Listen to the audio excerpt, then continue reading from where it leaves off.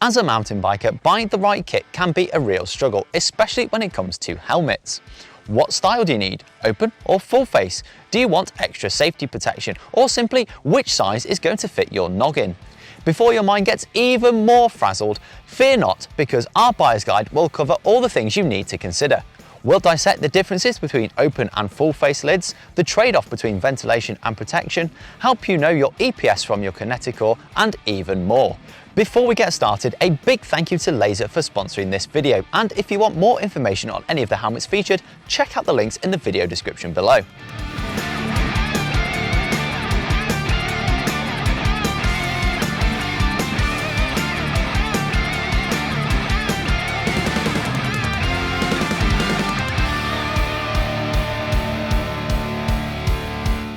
First up, you'll need to consider what type of helmet you're going to need and whether it will be suited to your riding style. The last thing you want is to be knocking out an all-day epic cross-country ride in a heavy sweat bucket of a full-face helmet, and likewise, you don't want to be setting up for a big send in a lightweight cross-country lid. The key thing here is to find the right balance of ventilation, weight, and protection for your type of riding you are going to be doing. If you're riding less technical trails over a longer distance, you'll want to place a priority on lower weight and good ventilation. This is where lighter weight open face helmets that place a focus on excellent ventilation come into play, ideally suited for a big day's pedaling. These should still offer a great degree of protection, with higher end models including additional features like MIPS or kinetic core, but I'll go into more detail on these later.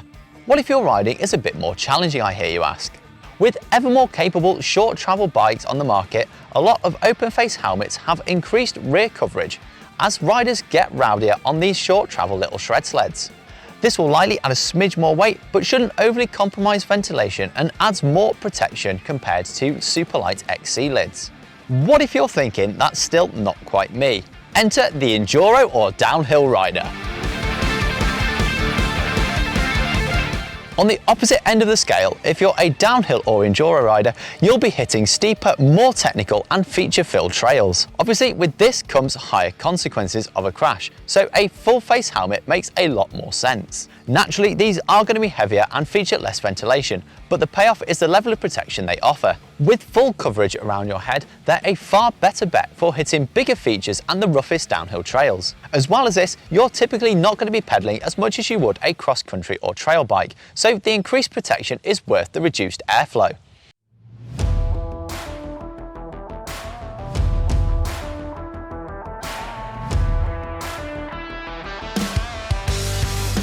Let's start with the basics of helmet construction. Most bicycle helmets use some form of EPS foam, that's expanded polystyrene, around a core of tougher material.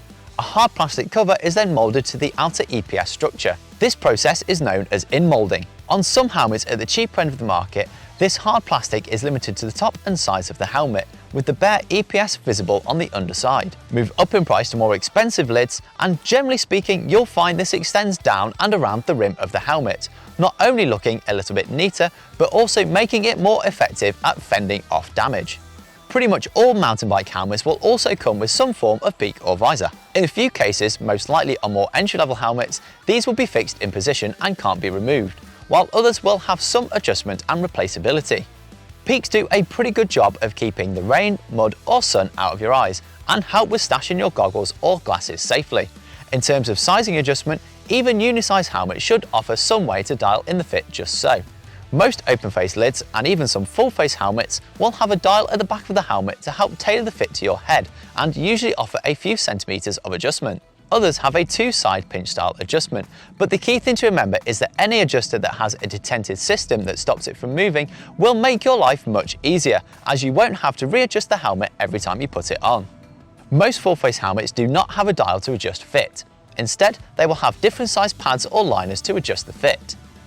To secure the helmet in place, straps with some kind of locking mechanism are used. This is in the form of a buckle, which can sometimes be magnetic, or a D-ring closure on some full-face helmets.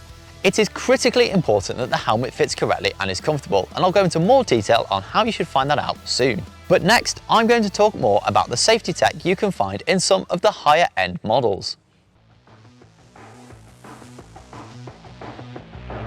Now we've covered the basics of helmet construction, next up we'll cover the additional safety technology. While all helmets will be designed to conform to basic safety regulations, many brands now offer a form of rotation impact protection. You might have heard of MIPS and, in the case of Lazer, Kineticore. MIPS, which stands for Multi-Directional Impact Protection Systems, is designed to help reduce the energy transmitted to your brain if you hit your head in a crash. It does this by allowing the helmet to slide in multiple directions on impact. Kineticore technology also dissipates energy transmission, but does this through built-in crumple zones.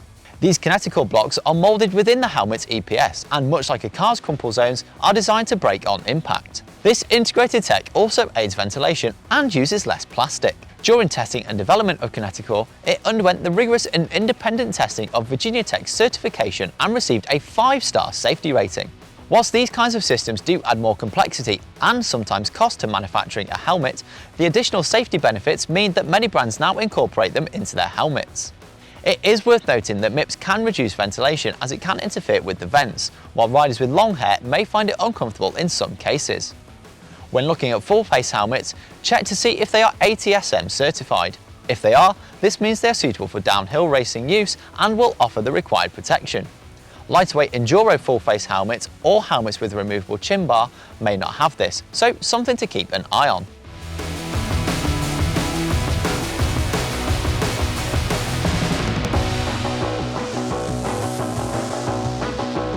With the type of helmet and additional protection sorted, it's time to look at ventilation.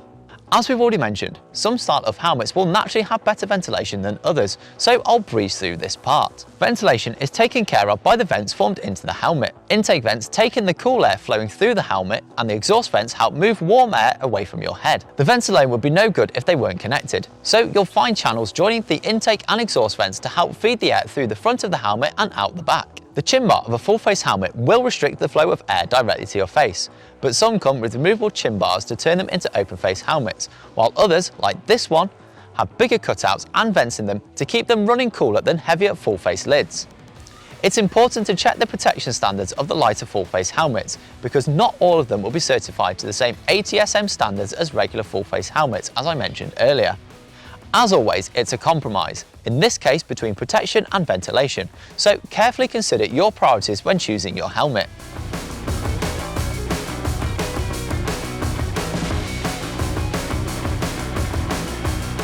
As Keith Bontrager famously once said, cheap, light and strong, pick two, and helmets are no different. If you want a cheap and light helmet, it will be perfectly safe, but it may not offer the highest level of protection, have as much adjustment, or have some of the additional features like adjustable peaks or in-moulding that you'll find on more expensive helmets. On the flip side, a helmet may be light and offer ample protection, but it could cost you a very, very pretty penny. With full-face helmets, weight is definitely more of a consideration, as most cross-country and trail helmets are fairly similar. If you're only riding short, intensive and high-consequence trails, that extra weight for the added protection might be worth the trade-off. And of course, if you feel more confident riding trails with a full face, then that's fine. There really are no rules as such, but riding for longer periods of time with a heavier helmet can be tiring.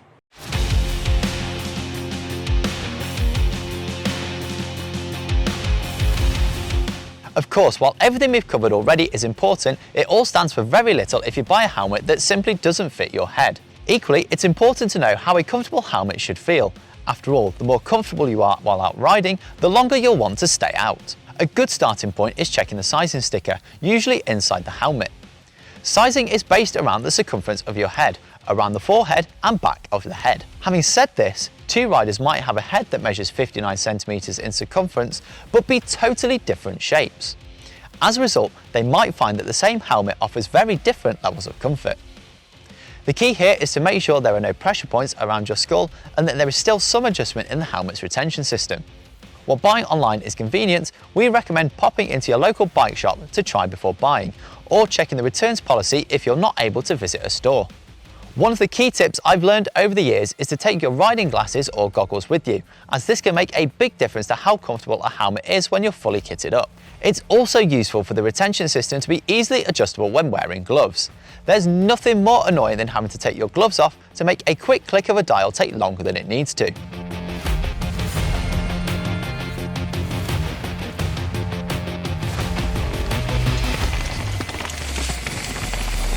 Whoa! Whoa! Wow, this helmet certainly works. Hopefully now you know your EPS from your Kineticor and you can go out and buy a new mountain bike helmet armed with all the information that you need. If you have any questions, not how I ended up in this situation, be sure to let us know in the comments and we'd love to know what you think. Would you choose a full face or open face helmet for your riding? Make sure to give this video a like if you enjoyed it, subscribe to the channel if you aren't already, and if you want to check out our other buyer's guides, then check out the playlist here. I thought this job was meant to be glamorous. Test bikes, they said. It'll be fun, they said.